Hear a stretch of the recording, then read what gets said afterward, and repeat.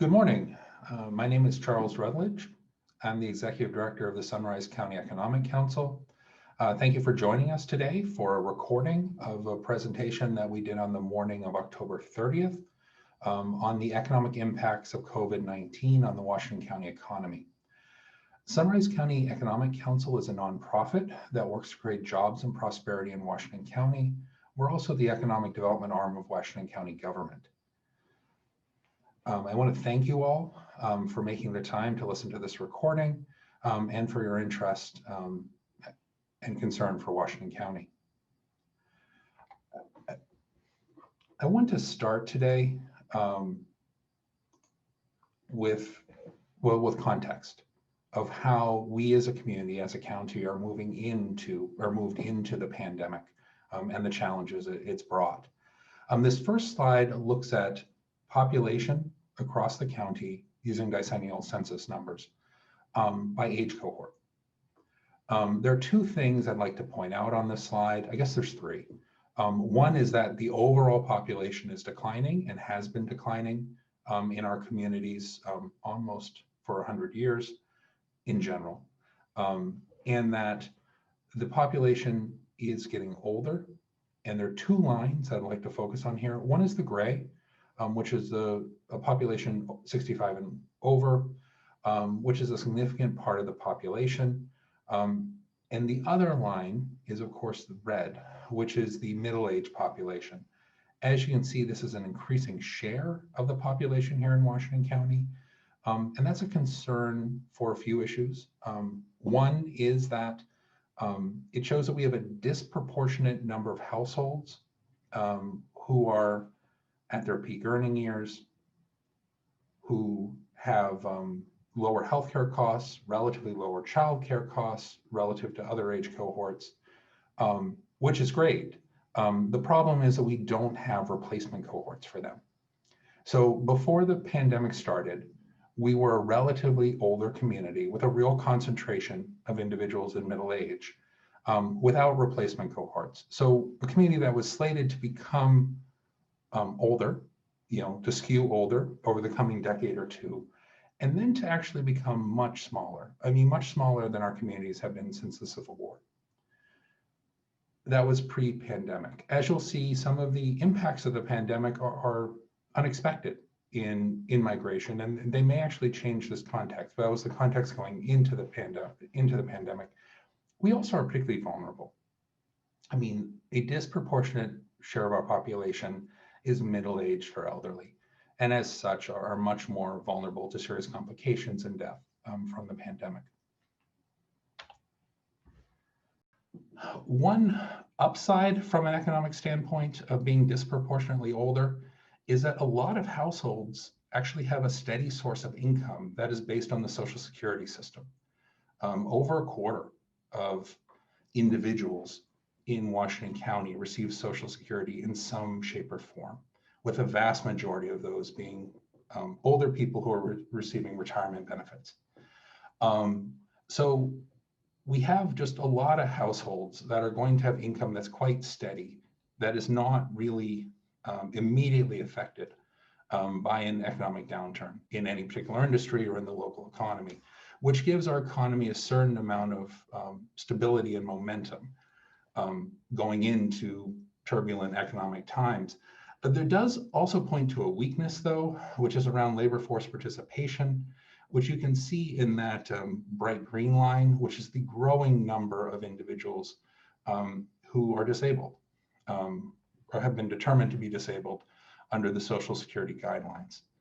That is right now, it's a number that's about tripled from about 600 to a little over 1,600 during this 20-year period that we're showing this data for, and that in a population as small as Washington County, which is somewhere between 31 and 32,000 people, having 1,600 people who are determined to be disabled, there's a serious impact on the workforce.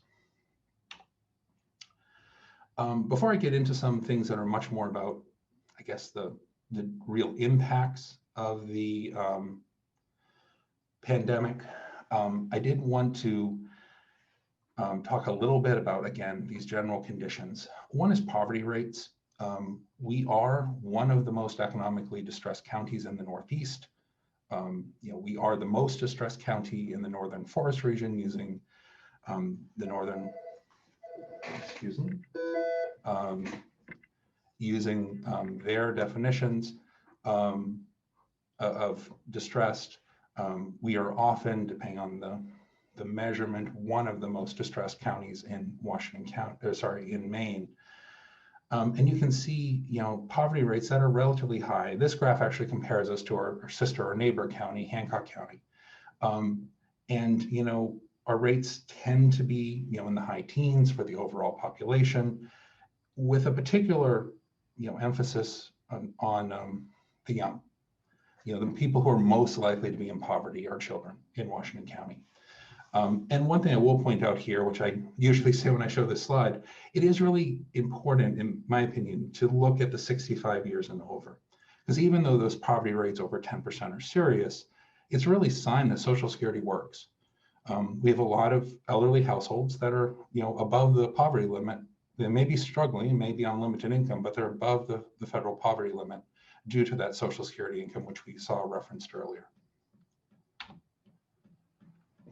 This graph shows that, when you start unpacking children, and their impact, you can see you start getting higher rates in families than in individuals overall. Of course, significantly higher rates when there's children under 18, and even higher rates when there's children under 5. One thing I will note, though, even in this instance, the vast majority, depending on what type of family you're looking at, whether a little under 90% or a little over 75% of families aren't in poverty. So just as a context in the overall economy.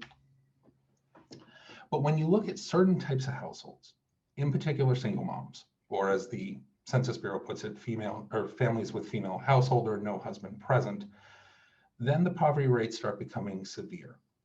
For all families, with particular for single moms with kids under 5, where the rates get close to 50% are in poverty.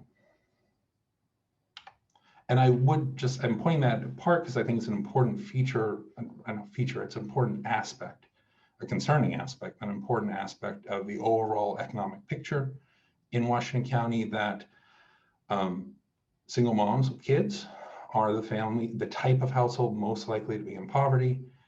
Kids in general, if you just look at age cohorts, are the most likely type of person to be in poverty, or age of person to be in poverty. So are particularly vulnerable to economic disruptions. Without a really sophisticated safety net that exists for seniors. Which has gaps, and I don't want to oversell it, but it does, the Social Security and Medicare safety net does provide support for most senior households, where there isn't really anything as comprehensive that supports children.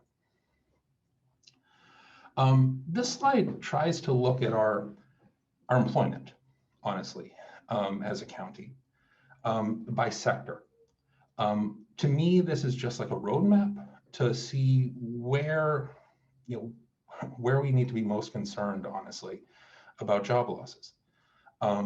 In a few things I'll point out here. One is, like most parts of the United States, our biggest sector is education and healthcare and social assistance. That's that bright yellow. We have a relatively large number of people in ag, forestry, and fishing. That is the bright blue. And of that, a little under 1,700 people, our best guess is a little over 1,000 or 1,100 are lobster fishermen. So, we have many natural resource industries in Washington County, but the concentration of employment is in lobster fishermen, both license holders and boat owners, as well as sternmen. In retail trade, you can see, still a significant number. Manufacturing, a little over 1,000. And actually, we've been fortunate so far in that most of our manufacturing facilities have done okay or quite well during the pandemic, with the exception of some blueberry facilities, although that could be as much tied to the drought as to pandemic impacts. Construction, that 868 people, or an estimate somewhere around 800 to 900 people. I'm pretty hopeful about that sector and how it how it will survive these next few years. We've actually seen a significant uptick in demand for construction services, at least from hearing from businesses that we work with. And then the other sector I wanted to speak about a bit was this arts, entertainment, and recreation, accommodation, and food services, that light green. Again, a similar number to construction. From another Census Bureau source, we believe about 500 of those jobs are related to food in restaurants and takeouts. So that's a particularly vulnerable piece of the economy because of the impact of the pandemic on dine-in restaurants, which makes it extremely difficult actually for a business model to succeed as a dine-in restaurant during this time period, as well as the public health restrictions related to the pandemic make it very difficult for a dine-in restaurant to succeed at this point, and also the pandemic's impact on travel overall, which we have some attempt to measure in some of the later slides. I would also mention in that bright yellow segment, that biggest segment, does include both of our hospitals here in the county. And I think that hospitals and health centers, but particularly hospitals, are pretty vulnerable institutions during this time in the pandemic's impact on elective procedures and the revenue models these hospitals have developed over time. In some ways, the pandemic just upended that all. And at least to date, the hospitals have not had a lot of revenue from services directly related to the pandemic and have lost revenue. Now, there are CARES Act funding, some federal funding that have gone to the institutions, the hospitals in the county. And I don't have a good sense of how much that's been able to counterbalance those losses in income from the loss of elective surgery. But that's definitely something we're keeping our eye on, as our two hospitals are two major institutions, especially Calais Regional being in bankruptcy currently and was in bankruptcy going into the pandemic. Those are areas of employment we're, to be honest, particularly concerned about. They're also essential institutions just for the livability of Washington County and our ability to attract and retain other businesses and residents. This slide tries to essentially create a general context of the size of the economy that we're talking about. Now, personal income is an imperfect way of measuring an economy, but it's published in an annual series at the county level. So we use it. Using personal income as a guide, Washington County's economy is about 1.2 billion annually in output. If you use a more conventional economic modeling software, you get numbers that are a little under $1 billion. So we're somewhere, depending on how you measure it, between $1 billion and a $1.2 billion economy. I'll also point out here, a big part of that economy are transfer payments. And that has actually been the part of the Washington County economy that has been growing most rapidly in recent years.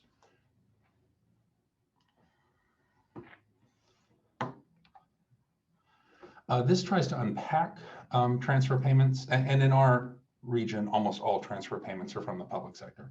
We have a few small private pension, but they're very small.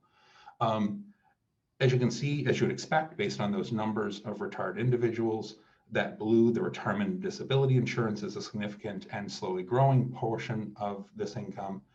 But the point I want to point out to you, which I often point out, and I apologize for those of you who've heard me present on this before, are the medical benefits. This is Medicare and Maincare, which is grown to be about a $200 million a year part of the personal income of Washington County. Now, this is not all spent in Washington County. This is payments to providers for medical care for residents of Washington County. So of course, a lot of that's occurring outside the county, but it's an important income flow and about a sixth of the economy from a personal income standpoint. The other transfer payments, income maintenance, that dark blue, that's the part we all fight about, that's supplemental security income, TANF, food stamps, what we normally think of as welfare. Unemployment insurance compensation is the purple, small purple band, although that would be larger right now if we had current information. Veterans benefits is bright yellow. Education and training, now this is deceptive. This is payments on behalf of individuals, so it's essentially Pell Grants. It does not include state and federal funding for the K through 12 system, which is it's somewhere between 40 and 50 million a year in Washington County. So it's a significant part of the economy as well. That's not captured in this in this graph. And this just breaks out the Medicare and public assistance, which is essentially main care. And just as I'm sure you know, Medicare is the federal health insurance program for the elderly and the long-term disabled. Main Care is a state and federal partnership, a public health insurance program for the poor. And it also includes a lot of the long-term care, pays for a lot of the long-term care for the elderly as well.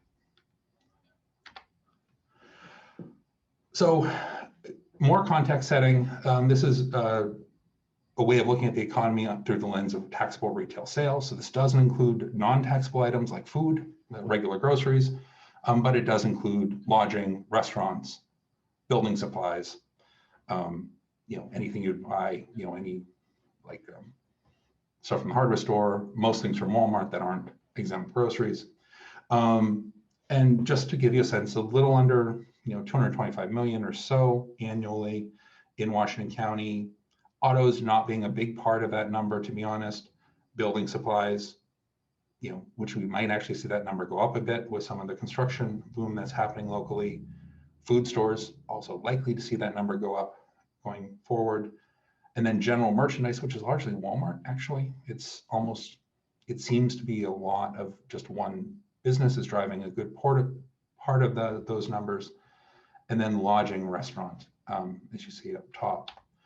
I'm starting to get into talk about the tourism industry and how it's been impacted. Just want some context. We are in a region that has a huge amount of tourism activity, but we are adjacent to most of it.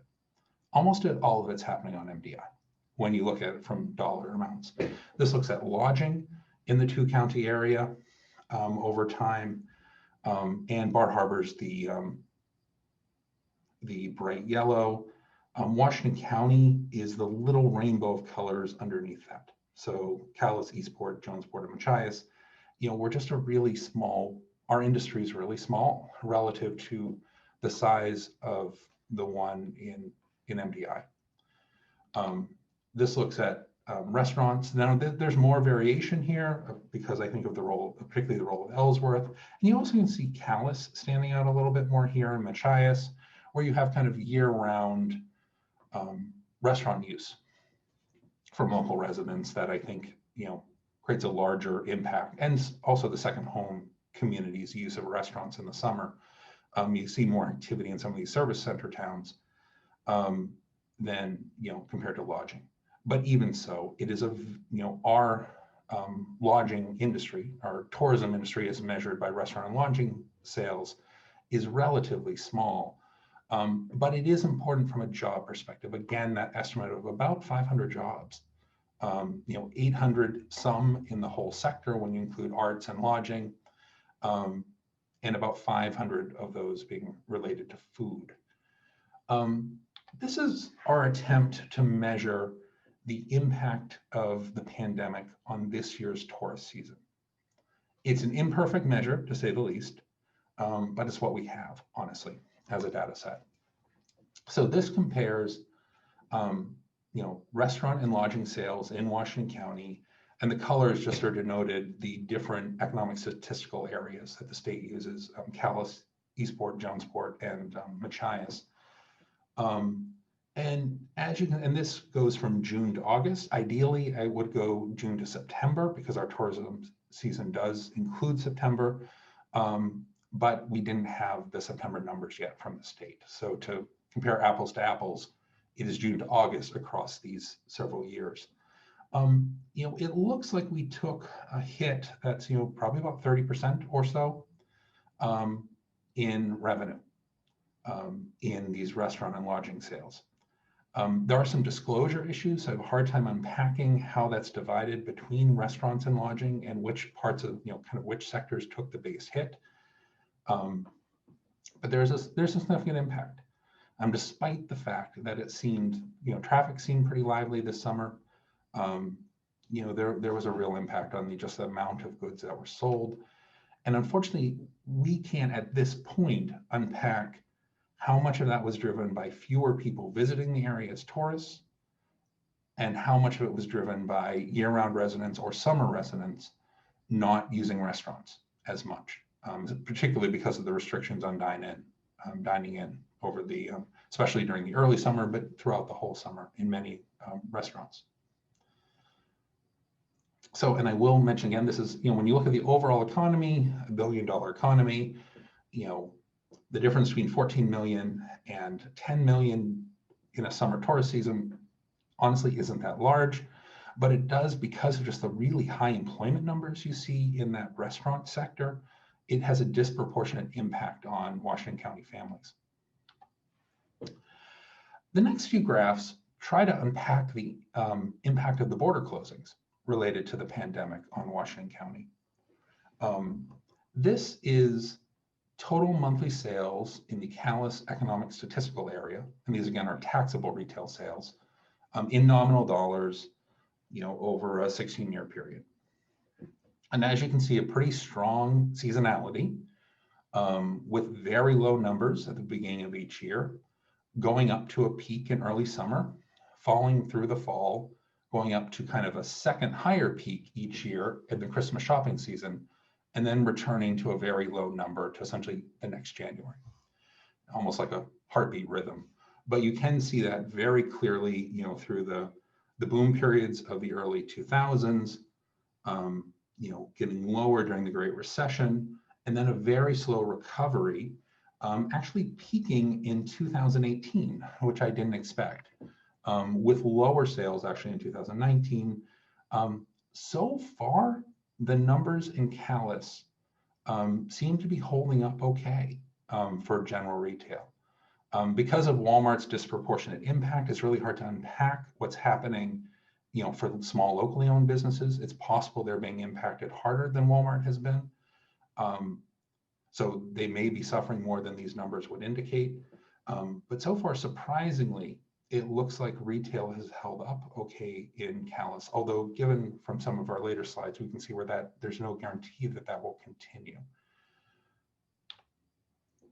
And one reason, the general context for why I'm so concerned about the border closing is just Calais is a major retail hub that serves the St. Croix Valley.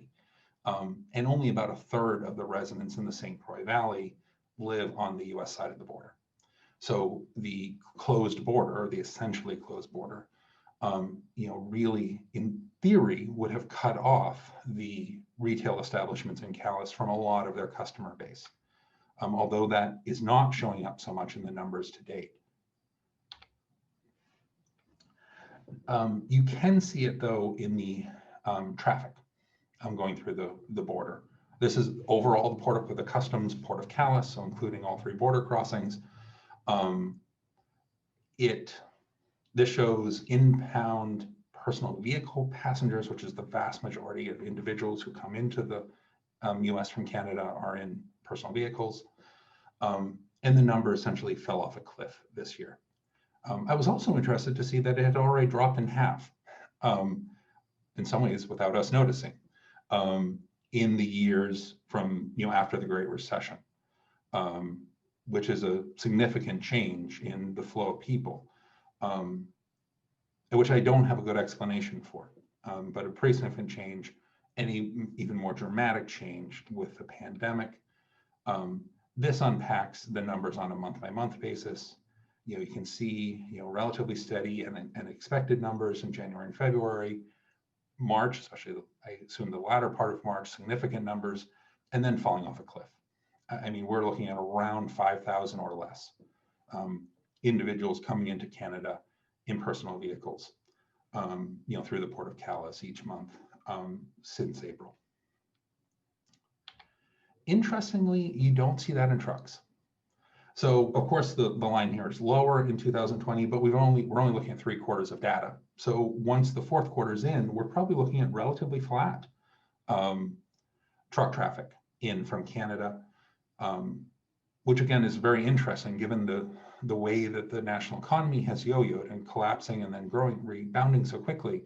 I would have expected to see a different change, but so far there's pretty steady truck traffic. Again, at a much lower level than we saw in the late 90s and early 2000s, but consistent with what we've seen for the last decade or so. This unpacks it month by month. As you can see, pretty standard. Really very little impact at all. A little bit lower in April and May, but recovering through the summer and fall. This graph, one thing, it says a few things. One thing that I want to communicate with this is the importance of the Baileyville mills. Woodland Pulp and St. Croix Tissue, both owned by a single corporate parent, that takes essentially hardwood logs and turn them into both processed pulp for export to other mills, as well as finished tissue or raw tissue products that then can be finished into consumer products in other facilities. In the years before 2016, almost all of the mill's output was pulp that was exported to the world market through the Port of Eastport. So we have, just because of that, the way that arrangement worked, we have a window into the economic output of the mill in a way that is pretty rare, actually, to have a window into the economic output of a private business. And it shows that although it varied widely in value, it is really significant. Even in the lowest years during this period, we're looking at 125 million in output. Highest years, we're getting up towards 300 million. Again, this isn't they're apples and oranges, but this isn't a $1 billion economy. So there's just a massive amount of the economic output of Washington County is concentrated in the Baileyville mills. Unfortunately, in the years after 2016, that window into the mill's output kind of disappears, just because so much of their output is going into the tissue mill and then being shipped by truck and occasionally train, but usually by truck, to finishing facilities in the eastern United States. So we don't see it passing through the Port of Eastport. So that's a challenge, and then we think that the economic output of the mill is actually higher than it was in the pre-2016 period. Again, because of the value added that's occurring with the mill. And to be honest, based on our knowledge of their wood purchases, which are still extremely substantial, they're essentially supporting the hardwood pulp market and a lot of the forestry activity in this part of the state.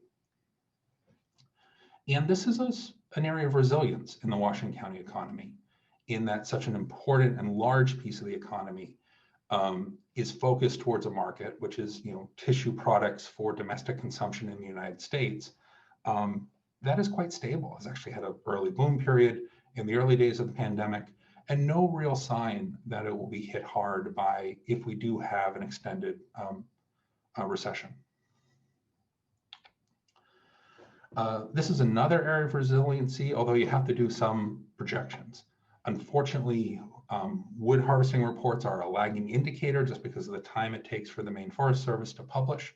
So the data that we have is from 2018. So of course we can capture the last year of kind of the current the most recent economic boom, or of course what's been happening year to date in 2020. But there's a few things I want to point out. One is the shift in both the amount of wood harvested in Washington County and where it goes. You can see, in the last 10 years, a growing dominance of hardwood pulp. And this just, again, shows the outsized impact of the Baileyville mill on the wood industry, the forestry industry in Washington County. You've seen the collapse of the biomass chip, wood to energy market. It's just a very small part economically of the harvest currently. And we're starting to see in 2018 a rebound in the softwood pulp market. This had historically been the dominant type of pulpwood that was sold from Washington County that went to the mills along in the Penobscot Valley, which were largely outfitted to use softwood pulp. With the the disappearance of the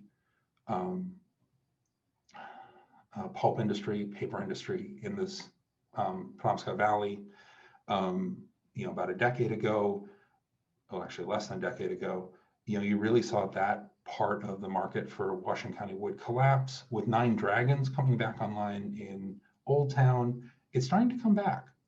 So I'm really curious to see if that number may stabilize. It's particularly important for small landowners along the coastal plain, in that in the towns closest to the ocean, where we have a lot of family-owned woodlots, a lot of the trees are their best use is for softwood pulp. Where in the more inland parts of the county, there's a lot more hardwood. One other area I'd like to point out is the purple, the softwood saw logs. There's real hope that that can grow with the recent increases in prices being paid. There was a point where prices had gone quite low in the first quarter of this year, and even in the second quarter. But with the construction boom that's happening, I think nationally and particularly in the Northeast and in Maine, we're seeing those numbers go up, and that may be a bigger part of kind of the forestry industry where that output is going from the county. This graph looks at Washington County landings. I apologize, it's a bit out of date. I actually do need to make another data request to the Department of Marine Resources. This looks at our commercial landings in Washington County. There's a few things here. One, it's a big part of the economy. We're talking 100 million. So, between a third to a half as large as the output of the Baileyville Mill, half as large as the government payments on behalf of individuals for healthcare. It's a pretty significant part of the economy, and it's lobster. It is just dominated by lobster landings, which is a particularly vulnerable type of fishing, in my opinion, to what's happening in the global economy right now. This looks at lobster landings over a longer period in dollars. Pretty stable industry for the first 30 years measured in this graph. But we have been a sustained 25-year boom in the lobster industry with ups and downs, but still ever growing both landings and value. It's a rough estimate of 80 million a year landings in recent years. I'm really curious to see the landing data from 2020. From what we hear, we expect it to be significantly lower, largely driven by a reduce in landings by effort. So there's just less catch, less effort out on the water, which corresponds to less catch. We don't have good numbers for that yet, though. And when I think of the things I'm really looking forward to in the first quarter to get a better sense of where the Washington County economy is going, getting those landings data on a county basis is one of the most important things I'm looking forward to. Again, over 1,000 jobs. A lot of families' well-being is tied up into this industry, and it essentially is the backbone of the entire commercial fishing sector. We do have other fisheries, even though they're much smaller, they do play an important role for families, in some cases because they're easy to enter, both from a licensing standpoint and definitely from a capital standpoint. Of course, clamming being one of the lowest barriers to entry for if you're a resident of a coastal town with clam flats and you're physically able to do the work, which is 2 big caveats, but it is a relatively low barrier entry fishery.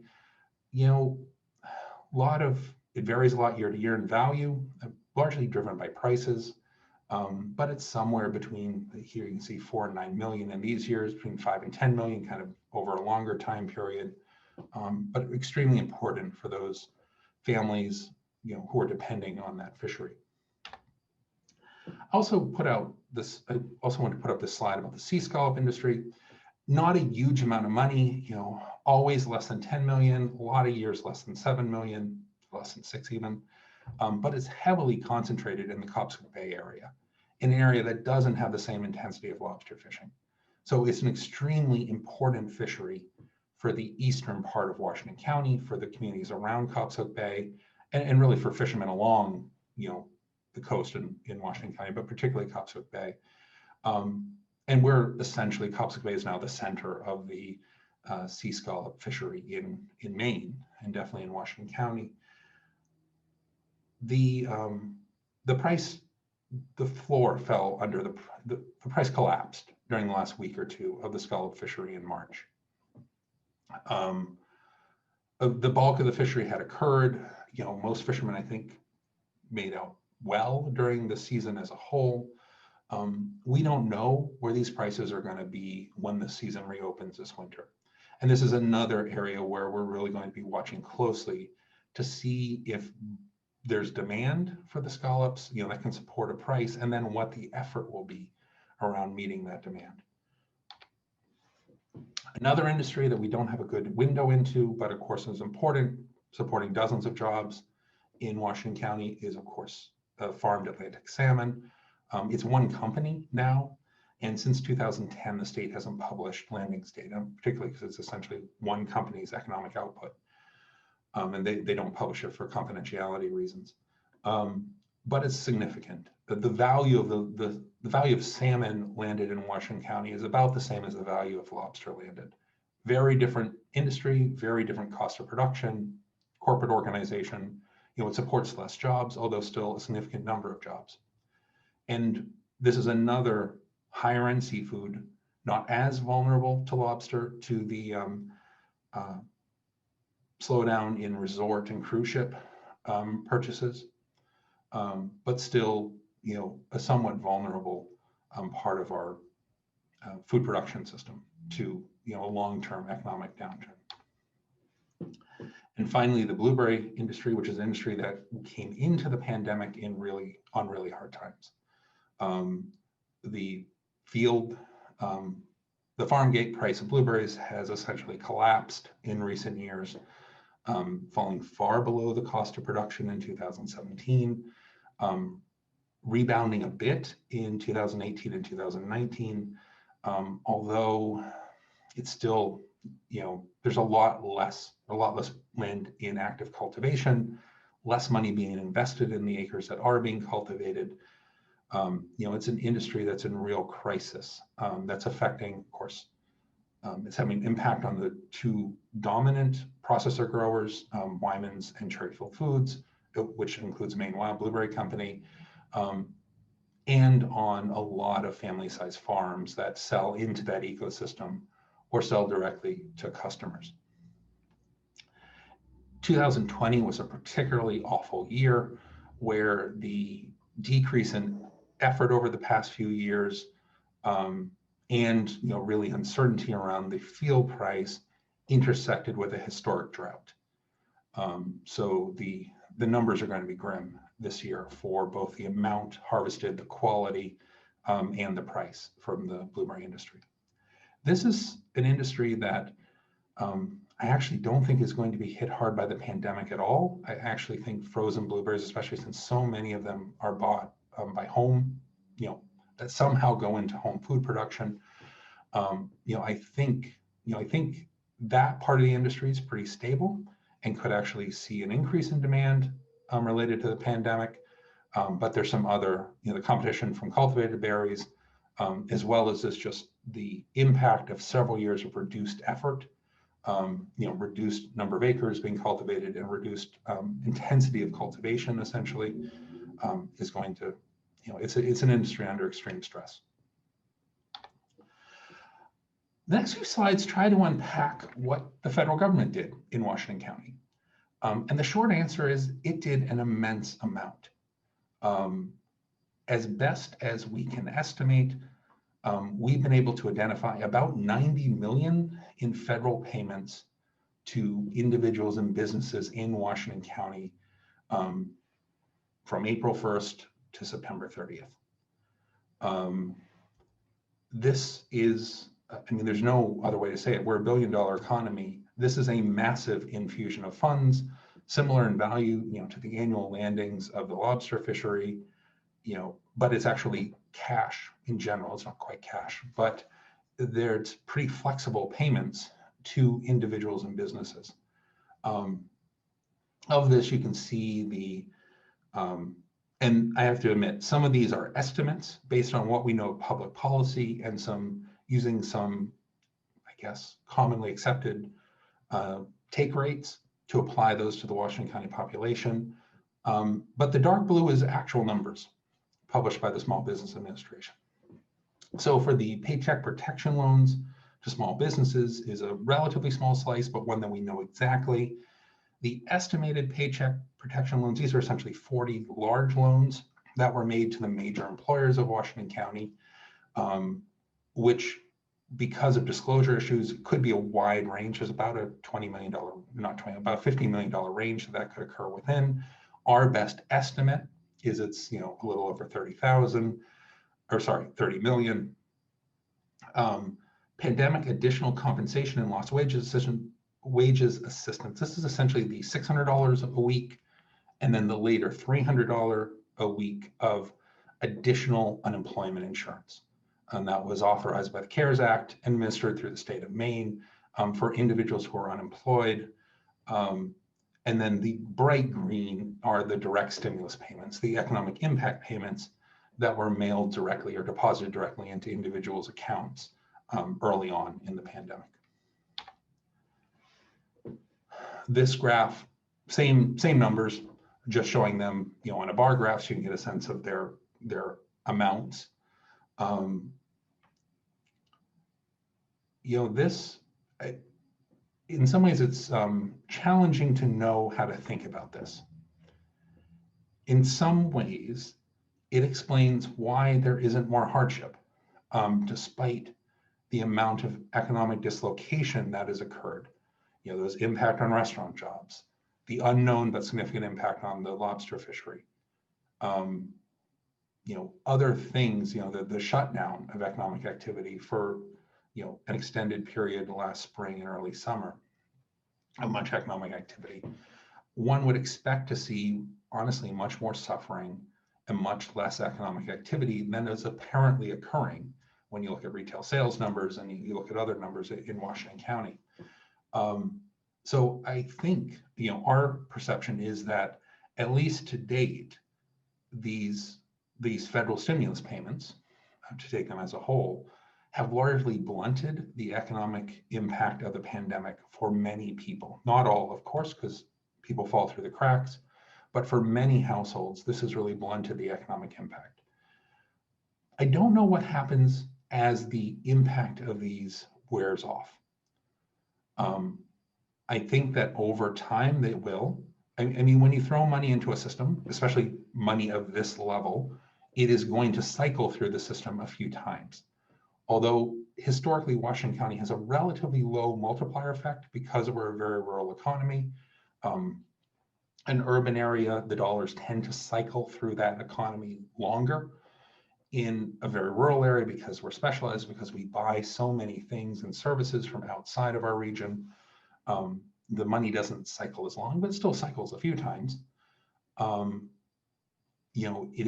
We're likely to see a declining impact of these stimulus payments in the coming months.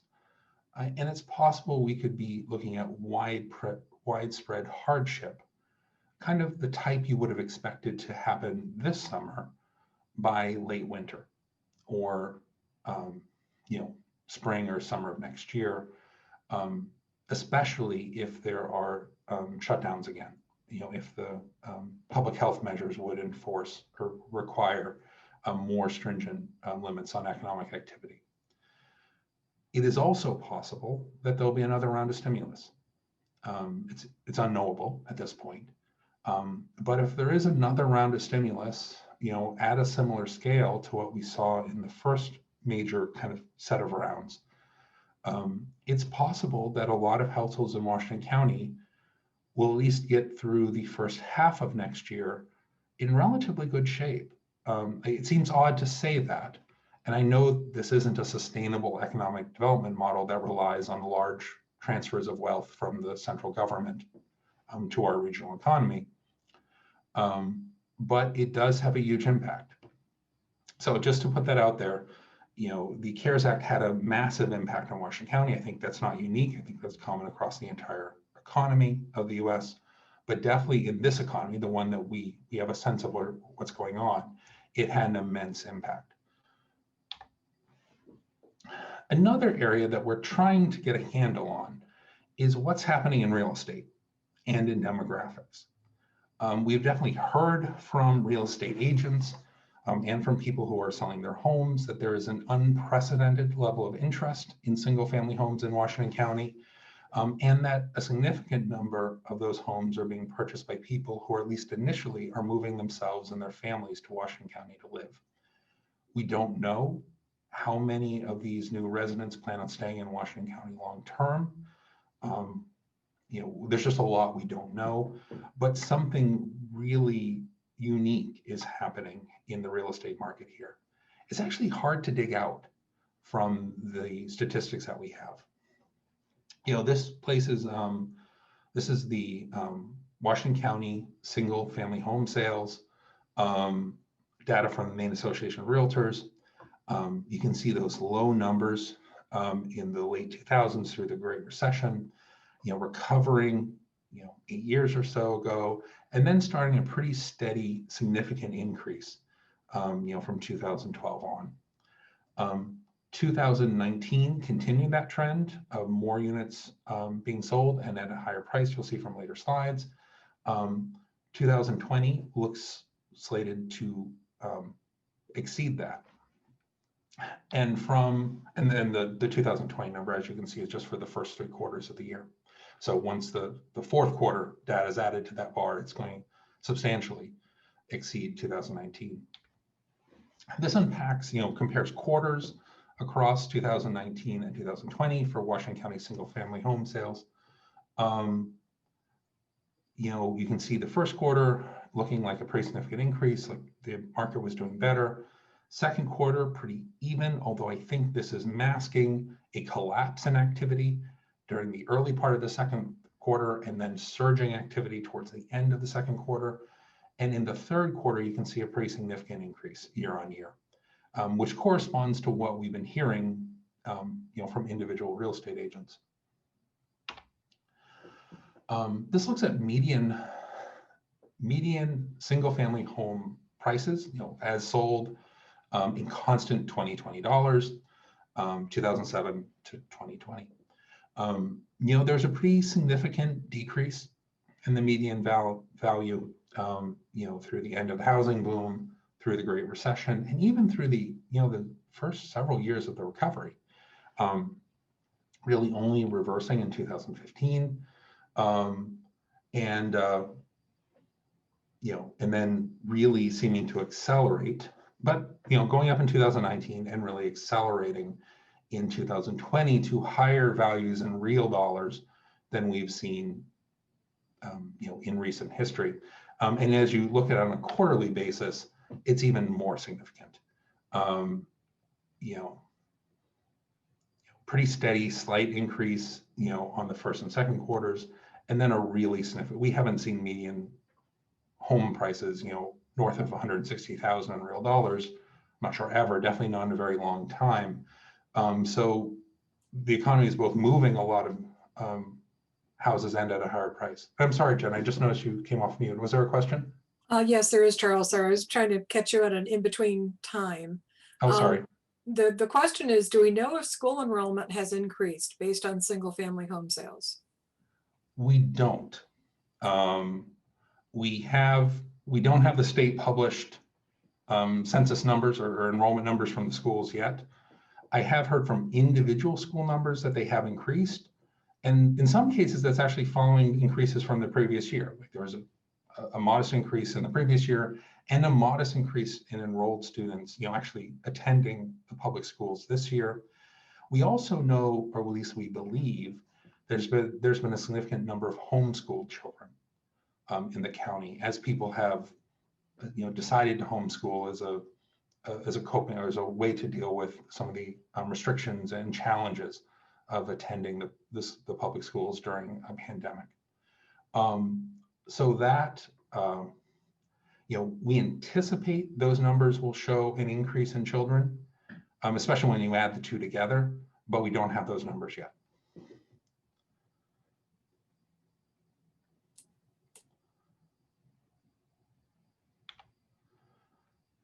We have one more question, Charles, if that's okay right now. Okay. Says back to the PPP money, was stimulus greater than 150,000, mostly to companies? Yes, it was, and it was a small number of loans.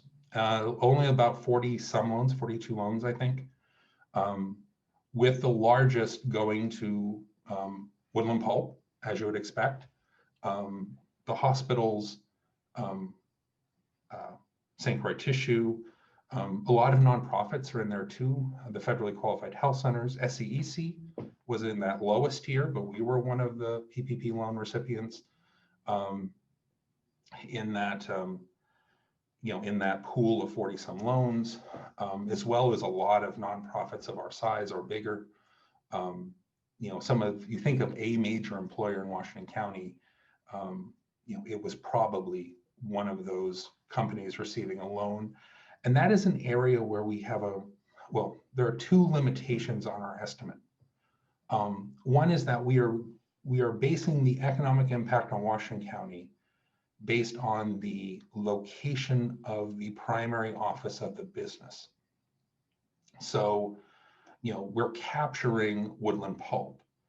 We aren't capturing the impact of a PP loan that may have been made to the, main subsidiary of Irving, that obviously employs people in Washington County, but, is based in a different part of the state. So we didn't see that loan. And it's true for Hannaford, although they may have been too large, but there's some, there definitely are some companies that likely qualified for a PPP loan who have primary offices somewhere outside Washington County that we're just not capturing at all.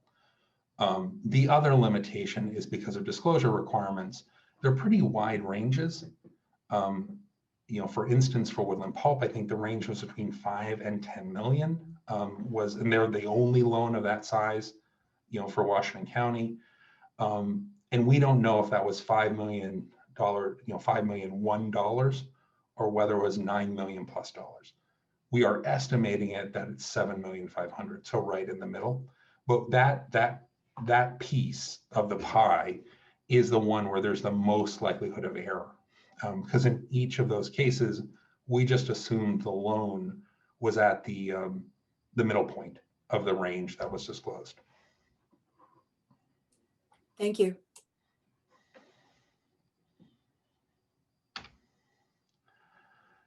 Again, I think this is actually a duplicate slide. Looking at the, I think I have two of these in here. I apologize for that.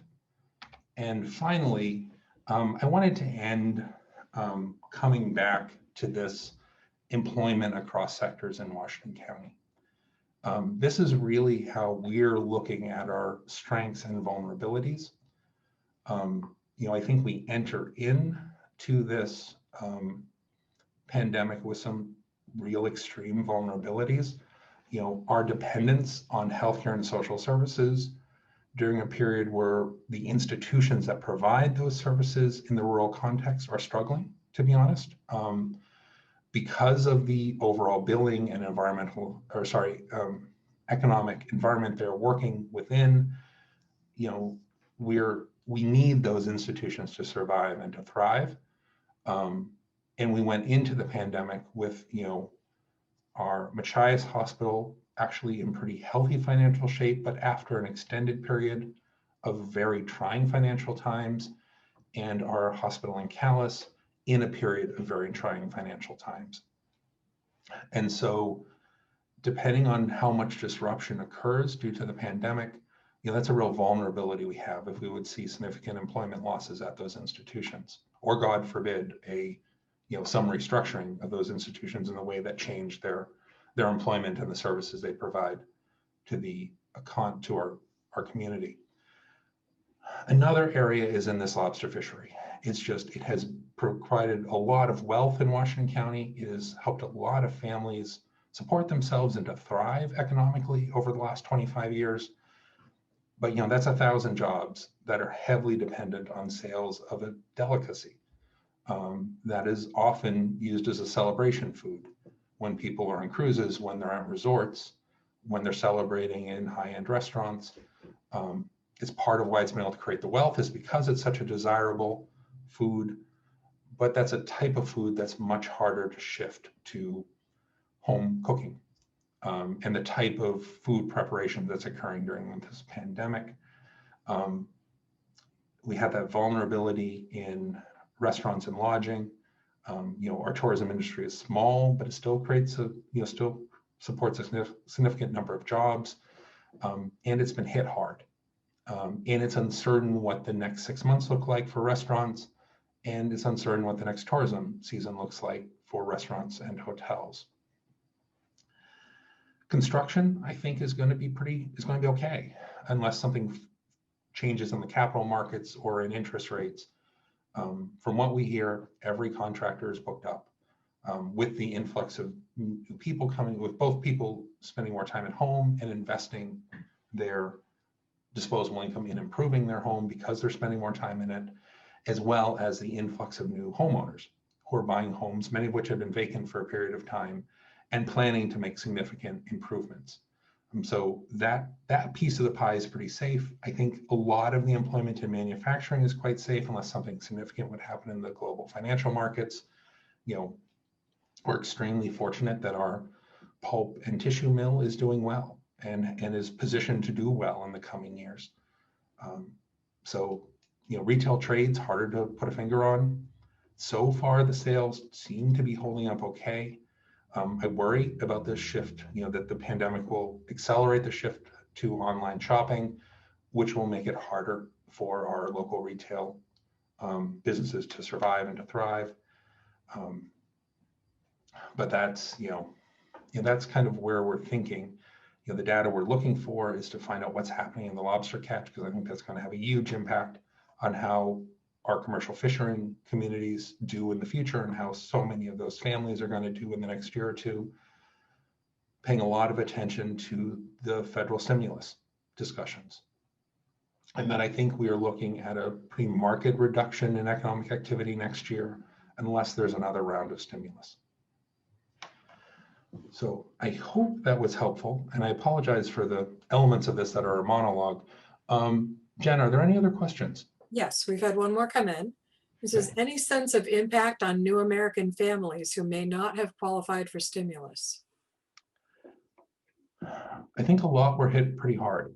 Knowing, and we know that largely from Mano a Mano and the work they have done, and in the Community Caring Collaborative and Mano a Mano, two nonprofits that we partner with often in Washington County, who've really taken the lead in providing assistance for basic human needs for families in the pandemic broadly, especially in those early weeks when there wasn't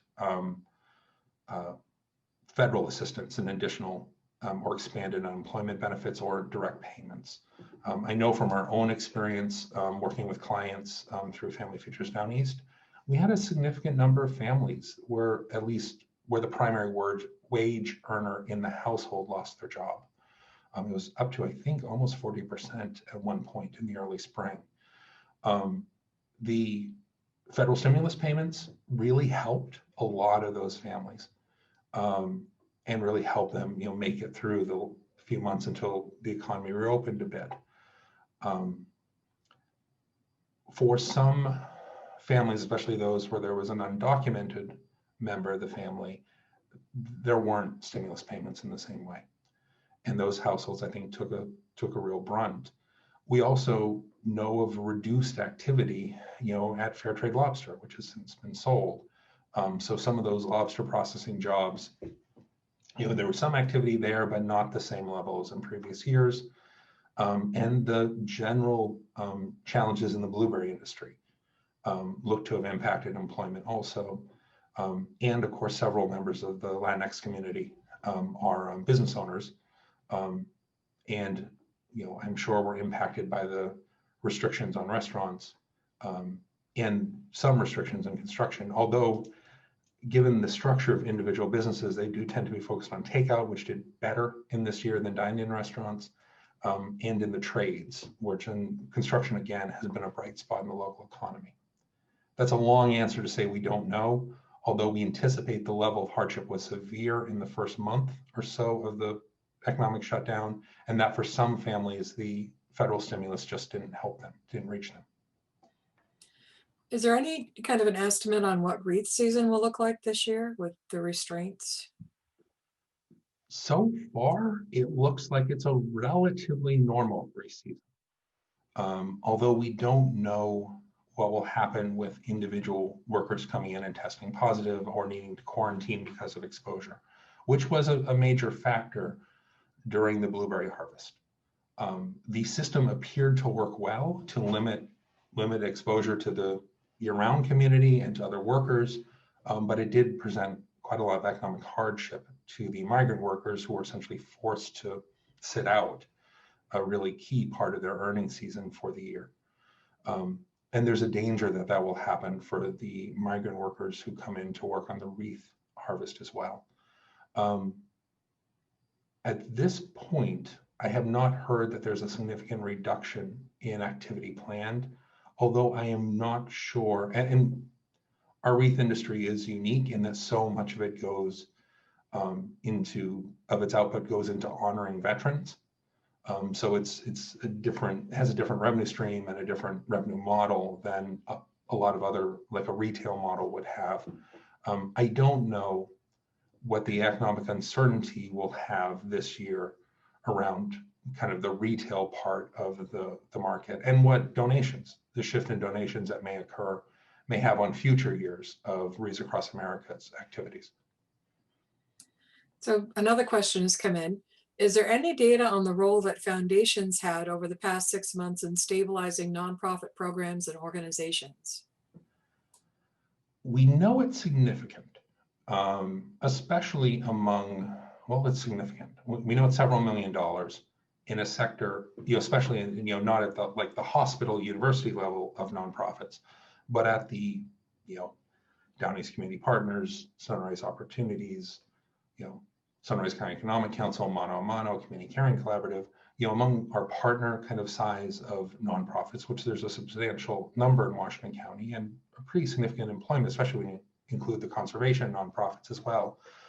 I think that the pivot and flexibility shown by foundations has been extremely helpful for foundations, for these medium and small nonprofits, or medium in our context, but they'd be small in most contexts.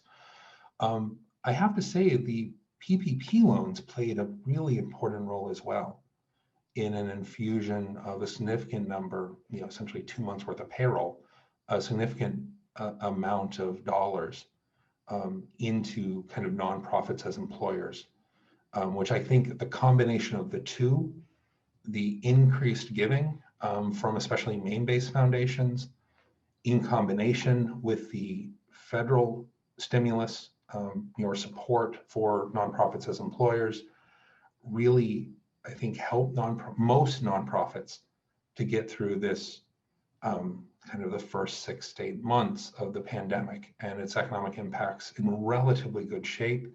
But there are a lot of caveats there. Nonprofits that rely on program income, especially like ticket sales, the nonprofits in the arts, I think have been hit really hard, and that they just, because of the public health, the necessary public health restrictions, they just have not been able to perform, to provide the services and to operate their business model in a way that generates consistent revenue over this past season, essentially over the summer. And some of the fee-for-service nonprofits, as they shut down and were not able to provide services for an extended period in the spring and early summer, really took a hit as well. And I actually think without the federal assistance, we would be looking at a lot of nonprofits, anticipating or having made significant layoffs and some closing. I mean, it has, the foundations played an important role and the federal government played an important role. And between the two of them, I think they've really supported the nonprofit infrastructure, with the possible exception of the arts, which is a much more challenged sector in the county to date. It's uncertain what the future looks like, honestly, for especially the nonprofits, which many of us are, and SEC's in this category, that blend government contract service provision, as well as foundation funding and funding, in our case, funding from businesses and individuals together along with local government. We know local government is under severe financial stress and will be likely in the coming year or two. We don't know, honestly, what state contracting is going to look like. To date, the state has actually maintained a lot of its contracts. And so there's been a lot of support in that part of the kind of the nonprofit revenue model, but it's uncertain what that looks like given the levels of budget stress the state is going to be under in this fiscal year and the next fiscal year.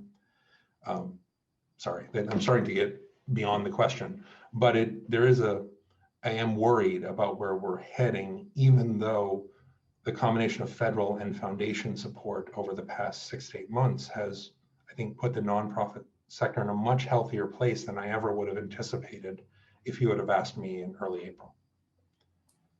So another question. Does fish farms seem to be on the horizon, but with major companies not really an independent business?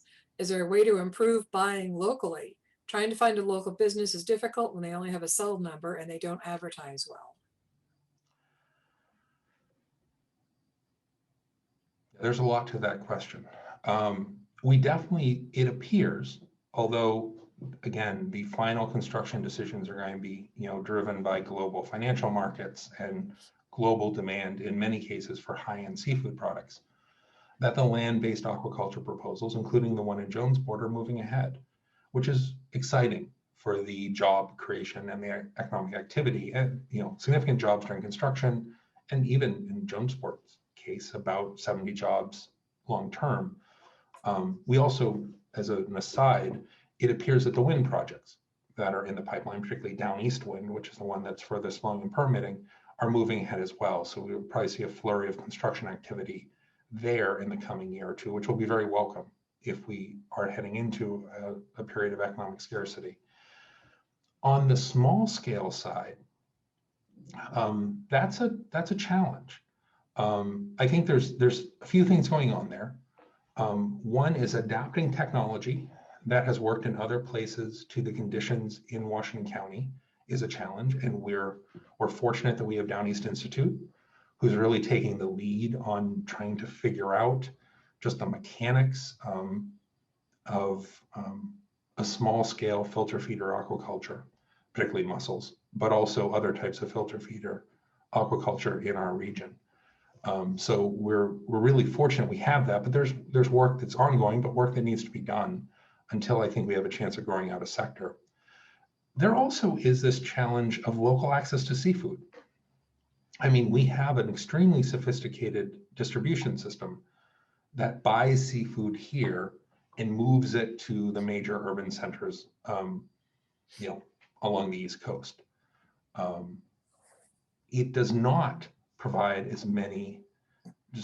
easy access for a lot of local residents unless they know someone in the system and can figure out a way to leverage that relationship into access to high quality seafood, which most people who've been here for several years do, but it's a challenge and it's higher transaction costs and time and effort than if you could just go to a local seafood market.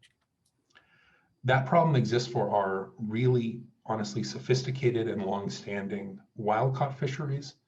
And I think it is, the same challenges, maybe more severe in some ways, for the small-scale aquaculture. I mean, these large-scale aquaculture facilities essentially create their own infrastructure. They're such large concentrations of capital and of value in landings that they plug into this global distribution system, definitely this nationwide distribution system, and can essentially reshape the distribution center to be a major node in it. But for a small scale producer, that just isn't an option. And that's a challenge. One of the strengths we see in mussels and other shellfish is that we think they can piggyback on our distribution system that's linked to soft shell clams. So we have some expertise, we have businesses that are tied into the regional and national markets. So we think for shellfish, there's a path forward there, farmed shellfish. For sea vegetables and kelp, it is more challenging. Luckily, we have an extremely sophisticated startup in Maine that's growing, that's processing and marketing sea vegetables, and we have some older companies, in Hancock County. But that's an area where I think that it is challenging for an entrepreneur who's thinking a lot about the growing side to plug into a broader market. I believe, oh my word, Natalie Springhill, not College of Atlantic, Maine Sea Grant is working on pulling together information about local options for purchasing seafood as well. So there may be something coming there in the near future. There is, and there are several efforts. I know that we're working as part through our partners, the Downey's Fisheries Partnership, and tied to our Entrepreneurship Center work. We are working with some consortiums that are looking at developing an online platform that may make it easier for local buyers to connect with local harvesters. Although we haven't launched anything at scale that's kind of proven itself in the market yet. So kind of changing the subject, how many people are employed in banking and how are the banks doing? I'm not sure. Well, banking, this is a bit of a guess because it's tied in with a category that's, that shows up in other here, which is professional finance, real estate, and law. I would estimate, knowing what I know about branch and number of branches, their employment, as well as Machias Savings Bank, which is the large bank here that has its full back office operations in Washington County. We're probably looking at employment somewhere between 200 and 300 individuals in the county directly in banking. And from what we know, we think banks are doing well. They processed an immense amount of loans through the PPP program, and pulled out all the stops and incurred a lot of costs. But that was a source of revenue during a period where a lot of commercial lending may have dried up. And I think the active real estate market and the increasing home prices are good for their bottom line, in that their loans are more secure, their security is worth more that they have. I think that all banks, including of course our banks here in Maine and the ones doing business in Washington County, are vulnerable if there are major disruptions in major industries. If we would look at a kind of a resetting of the lobster fishery at a different price or a different demand point that might impact the value of boats and the value of federal licenses and the value of gear, that would be challenging. It's not, our banks are diversified. I'm sure they could handle one industry that faced that sort of disruption, but if we saw it across a few sectors, I think it would be a more challenging environment for our banks. To date, though, I actually think that that they've managed through this time period and are doing okay. Again, like most of us in the economy, in part because of federal policy decisions and the amount of federal funds that have been injected into our regional economy. So says, thanks so much for this, like the PPP loan data. What are you seeing or hearing on at least the volume of applications, though the impact might be too soon to measure, for the state-based grants for small businesses and nonprofits, the recovery grant, economic recovery grant up to 100,000, and micro enterprise grants, the $5,000 grants? We have heard about individual businesses going through the process to apply. And we've definitely heard of some individual businesses that have, of course, qualified for the smaller grants. I don't know, honestly, what impact those, of course, they'll be beneficial for the businesses that receive them. It is somewhat a matter of scale. Washington County, I think of us as our percentage of the population, but I'll probably get this wrong off the top of my head. I knew when I was at Pine Tree Legal, which of course looking at low and moderate income population, we were 7% of the state total. When you look at population as a whole, of course, it'd be less than that. So we're a relatively small piece of a pie that, if it's measured in 100 million, one would expect several $1 million worth of assistance to flow to Washington County businesses. but nowhere near the much larger amount of, between the two, 50 million that may have flown, 40 to 50 million that flowed to Washington County entities under the Paycheck Protection Program. So I don't want to begrudge it. I think it will really help some businesses that fell through the cracks, some seasonal businesses that really weren't well positioned to take advantage of the PPP, some businesses that were shut down that weren't well positioned to take advantage of it. So I think it's an important initiative, and those originally were federal dollars too. So it's another way of bringing CARES Act dollars into the county. But I would expect the overall impact to just be an order of magnitude smaller, just because of the amount of kind of like our slice of the pie of the statewide business community.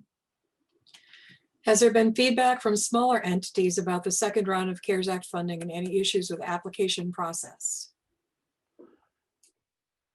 I don't know. I know that the first application process was extremely stressful.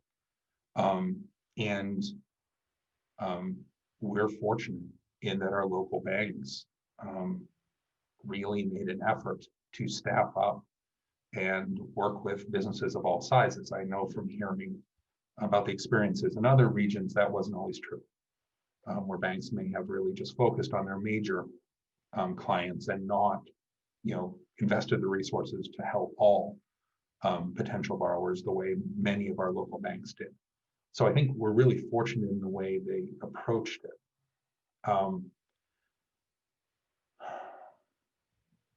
I know the first was a dirty, and it was really hard to get things in and to deal with a short time frame. The second window, I think, allowed for more smaller businesses that didn't have a finance director, her CFO, who could pull numbers together really quickly to participate. I know some people fell through the cracks in both because they were new businesses, because of seasonality of income, or other reasons, or they received a loan and had a harder time spending. One thing we have heard consistently from businesses is that the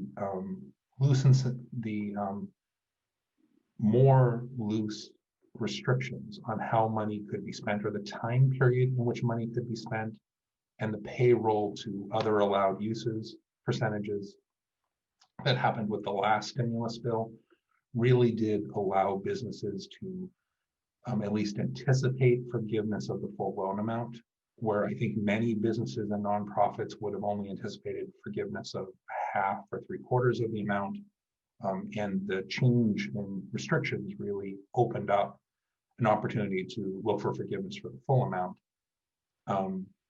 To my knowledge, I haven't yet heard a nonprofit or a business that's received their forgiveness yet, who's had a forgiveness application processed, and finalized.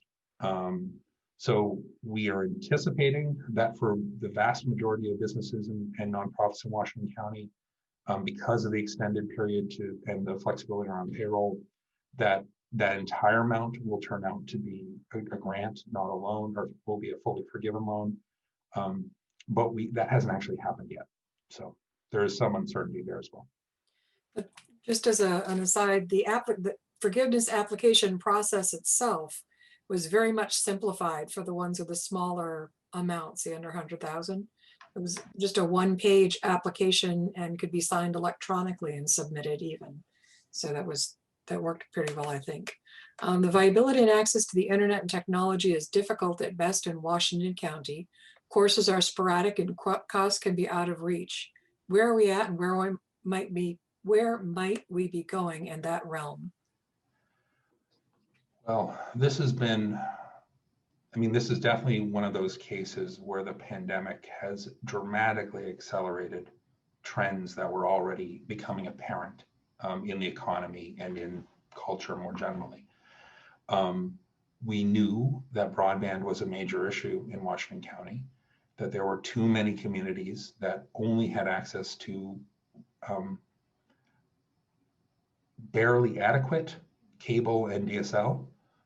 And unfortunately, there's some communities that don't even have access to that, or portions of communities that don't even have access to DSL or cable as an internet option. there are a few issues here. One is the actual infrastructure of broadband, which we think of as one of the development issues in Washington County, right up there with demographics, right up there with mental health and substance use disorder. Probably not as important as those two issues to the Washington County's economic future, but right in that second tier is the availability of broadband. And we think it unlocks career training. It unlocks, honestly, in-migration. We think we're going to be a much more desirable place for people to move to and raise their families if we have dependable, state-of-the-art internet. And it also, with the pandemic, has been shown that it could have offered so many more opportunities to our schools, our K through 12 schools, and to our institutes of higher ed, if we would have had that infrastructure in place. So one, this has highlighted the need for infrastructure.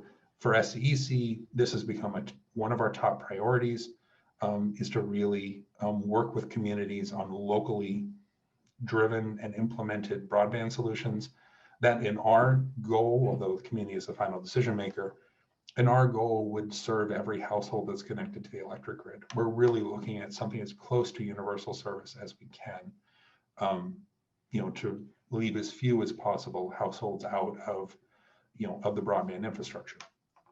So that's incredibly important. Was important before. This has just highlighted how absolutely crucial it is.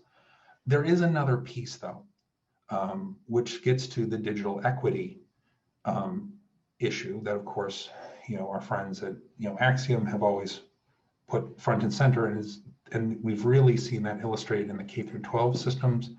I know my own school district, SAT 37, has had real challenges in reaching students with video conferencing technology when they're essentially, there's a lot of work that's just being done by workbooks or being done by other asynchronous opportunities, because the infrastructure just doesn't, the actual infrastructure in the communities doesn't exist, and the technology and the knowledge on how to use the technology in the households, and particularly access to the technology itself. So it's really hard for them to do remote instruction. And I think that's true across the county. So we have this piece of work of figuring out a way to string the lines of glass on the poles to connect the houses to stable, reliable, affordable broadband. But there's another piece of work that needs to be done at the same time, is once that house has a strand of glass attached to it, looking at the economic wherewithal to be able to afford the fees for broadband, and also to have access to the technology to make use of it. Another one is SCEC involved in census outreach. How is Washington County, including tribal communities, doing? We are very involved, and I will actually turn this question over to you, Jen, since you have been leading our census outreach efforts. We've maintained census outreach efforts straight through. Even though it was not necessarily as high a priority for some, there were some statewide initiatives going on that kind of went away during COVID, which is totally understandable. We also contracted directly with a tribal member to assist us with trying to increase the numbers on both reservations, because non-tribal members are not allowed on the reservations during this period of time. So, outsiders couldn't come in to try to help increase those numbers. The census did hire enumerators within the tribe so that there could be people right on the reservations taking care of that work as well. I'm not sure, I don't know yet how the numbers are going to pan out, because the only numbers we have access to are the self-response figures. As far as the overall census, including those who have been contacted by enumerators in another fashion, they only have a statewide number, a statewide percentage. So we don't know what Washington County is yet, but based on just the Facebook response, I'm hoping that we at least have had higher percentages for response this year than usual. And the census is done. They stopped allowing people to respond to the census. I believe it was October 15th, so we're past the deadline, but I'm hoping that the extended deadline has made a difference as well. And this has been, and I have to compliment Jen on her work and the work of all of our partners who helped us do this work. It was really challenging, honestly. The census didn't, I mean, it's understandable during a global pandemic, but I think for many people, it was just not a priority. Many households, it was not a priority. And we're really thankful to, well, to Jen and to our partners who really helped reach out and, you know, especially around social media, you know, ways that we could communicate during the pandemic. But we're waiting to see what the final numbers look like. And I did want to, I'm sorry, Jen, if you have a comment, I don't want to cut you off. No, I was just going to read the next question. Okay, one other thing I wanted to mention is we don't expect the census to capture, of course, the recent influx of households. And given the faults of the American Community Survey, it's probably going to be 2 or 3 years until we see those households really show up in our population level data, just because of the time, the way they average surveys across years. So we haven't figured out, honestly. School enrollment, I think, is a great number to look at, of trying to figure out what are, you know, how many people moved in and who they are. And the census count is based on where you were living on April 1st. So we didn't have a big influx at that point, or the influx really hadn't started at that point. So that won't show for the next 10 years as far as the overall census. As we think about the next 3 to 5 years and the anticipated state, local budget cutbacks that will likely impact households in a number of ways, property taxes, jobs, etc., what are the sectors that you believe the county should be investing in now for longer term economic health? Excuse me, economic health. So this would, well, I think there's an overall, well, it's going to be a little bit of a wandering answer, and I apologize up front. One, I think there's the general infrastructure investment, like broadband, where we're not sure what industry, what business it's going to impact. In particular, we don't know which careers it will help start up, you know, what new households may come in, but we know that it can support a wide range of economic activity, you know, at the small and large scale, that will help us become more resilient and more prosperous as a community. So I think that sort of infrastructure investments is extremely important for municipalities and for the county and for the state and the federal government to focus on.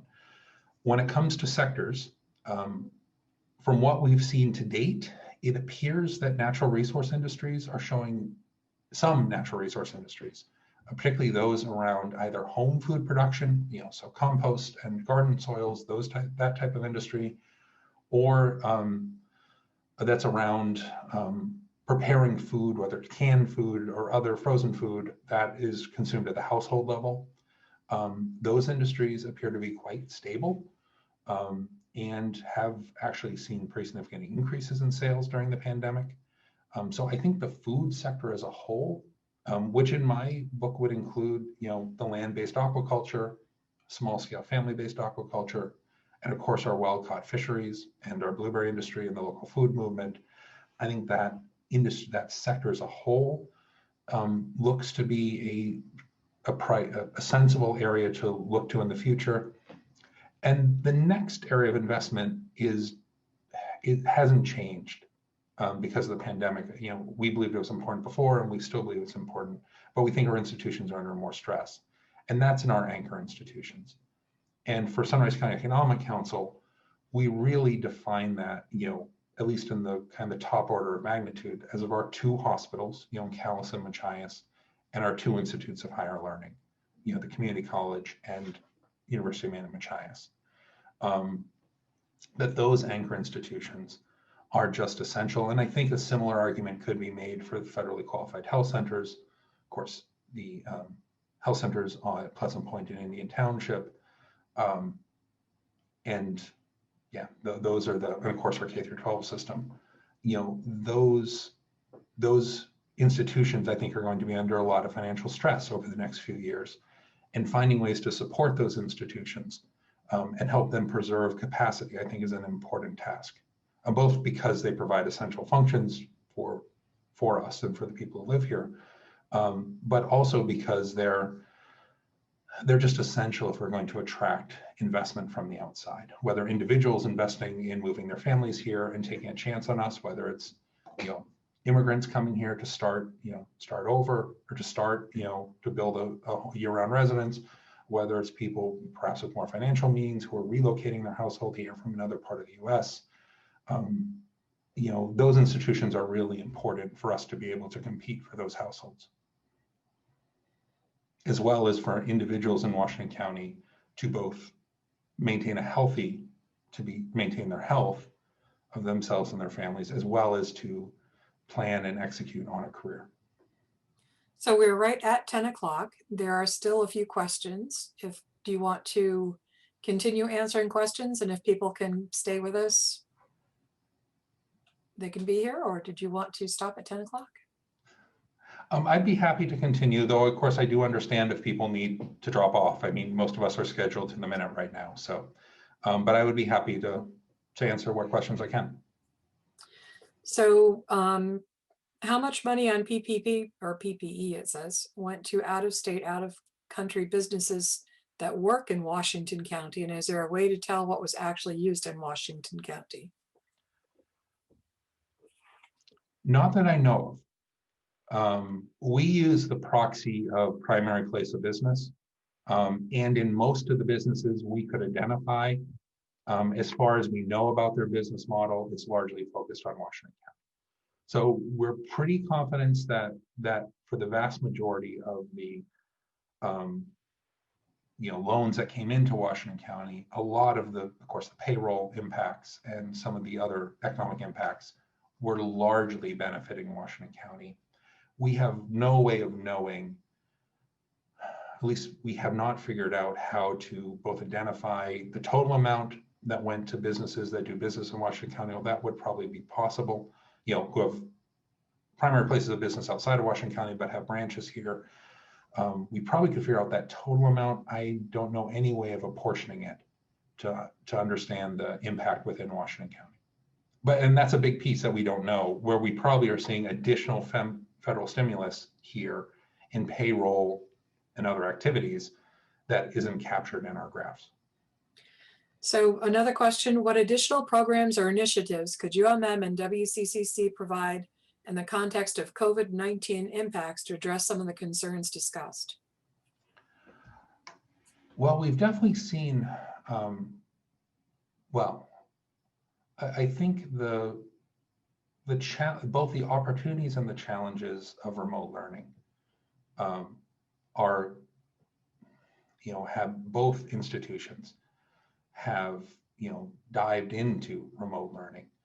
Both had experimented with it before, but during this pandemic have switched many of their courses to being primarily online, and learned how to conduct hybrid courses. And I think that ferment of activity, which has been extremely challenging, I think both for instructors and students, but I think there's potential there to really build muscles around remote learning and what techniques work and which techniques don't, which I think is going to be important.